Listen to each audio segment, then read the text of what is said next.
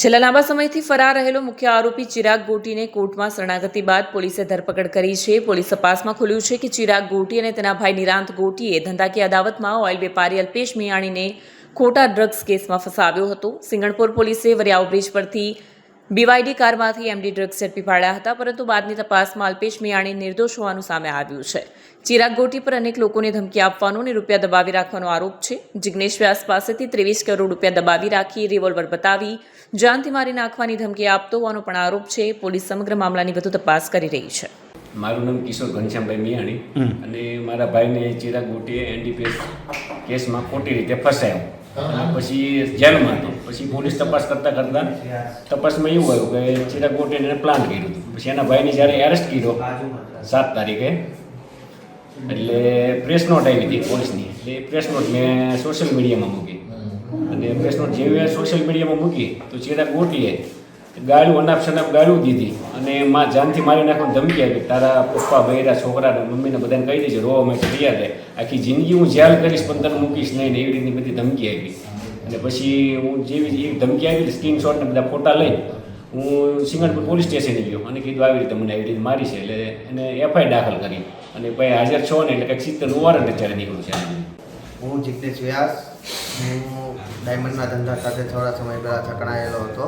એ સમય દરમિયાન મારે ઘનશ્યામ મકવાણા, હિતેશ મકવાણા સાથે મિત્રતા હોવાથી એની પાસેથી 2 કરોડનો ડાયમંડનો માલ લીધેલો હતો.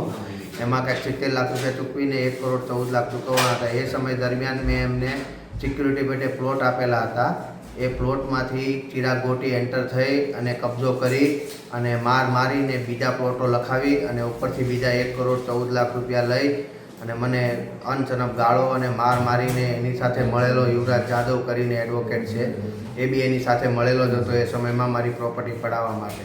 ટોટલ મારી સાથે 23 કરોડનું ફ્રોડ કરેલું છે આ લોકોએ ભેગા મળીને.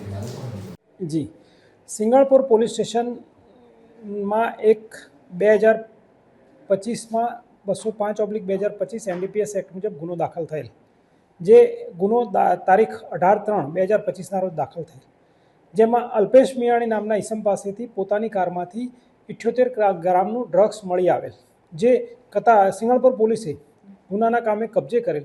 ત્યારબાદ તેની વધુ તપાસ કરતાં આ ક્વોન્ટિટી ક્યાંથી આવી અને કેવી રીતે આવી, તે અલ્પેશ ક્યાંથી લાવ્યો તે બાબતે તપાસ ચોક બજાર પીઆઈને સોંપાયેલી.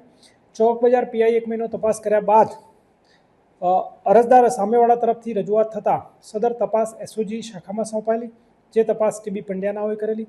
અને આ ડ્રગ્સ ક્યાંથી આવેલું તે એસઓજીના પીઆઈ શ્રી ટીબી પંડ્યા સાહેબે ડ્રગ્સ આપનાર વ્યક્તિઓ સમીર બલ્લર અને બીજો સફી નામનો માણસ હતો, જેમણે ડ્રગ્સ સપ્લાય કરેલો, જેમના નિવેદન લીધેલા અને એ નિવેદન જૂની કલમ 164 મુજબ મેજિસ્ટ્રેટ રૂબરૂ પણ લેવડાવેલા, જેમાં હકીકત બહાર આવેલ કે આ ડ્રગ્સ ખુદ ચિરાગ ગોટીએ મગાવેલ હતું, જે સમીરે આપેલું હતું.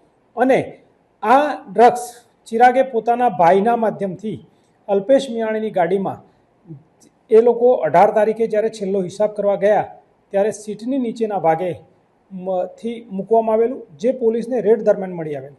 અને આ બાતમી હકીકત આજ મુખ્ય આરોપી ચિરાગ ગોટીએ સિંગણપુર પીઆઈ શ્રી વાયપી ગોહિલ સાહેબને આપેલી હતી અને વાયપી ગોહિલ સાહેબની બાતમી આધારે વાહન ચેકિંગમાં રેડ થયેલ અને રેડ દરમિયાન તેણે બતાવેલ જગ્યાએથી એનડીપીએસ મળી આવેલ, જેના ભાગરૂપે તેના નાના ભાઈની અગાઉ ધરપકડ કરવામાં આવી હતી અને તેના નાના ભાઈની જામીન અરજીની નીચલી કોર્ટમાં તેમજ હાઈકોર્ટમાં રિજેક્ટ થયેલી, જેથી તેઓ સુપ્રીમમાં ગયેલા અને સુપ્રીમમાં પણ તેની જામીન અરજી પર નામદાર સુપ્રીમ કોર્ટે હુકમ કરેલ કે ચિરાગને 15 દિવસમાં સરેન્ડર કરવું, જેના આધારે સદર આરોપી ગઈકાલે નામદાર કોર્ટમાં સરેન્ડર થયેલ છે અને અમે તેની માગણી કરી વિધિસરની ધરપકડ કરી અને આગળની કાયદેસરની કાર્યવાહી કરવા જઈ રહ્યા છીએ. ચિરાગની પ્રાથમિક પૂછપરછમાં પોતે નેપાળ ગયેલો હતો અને ત્યાં જ નેપાળ રહેતો હતો તેવું તેનું કહેવું છે.